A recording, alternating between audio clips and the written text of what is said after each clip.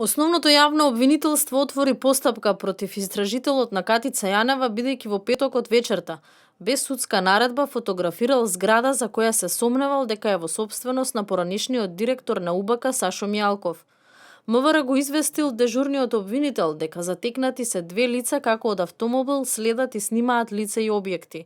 Овластено службено лице, а заради легитимирање го запрело возилото пошто едниот што фотографирал избегал. Легитимирањето на двете лица имало за цел утврдување на идентитетот и овластувањата за постапките кои ги презеле.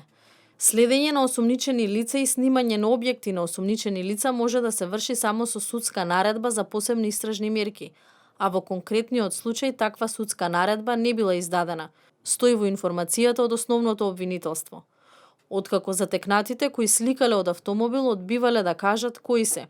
Службеното лице повикало полицаец во униформа пошто на негово барање двајцата доброволно заминале да се јават во Беко каде бил направен и разговор.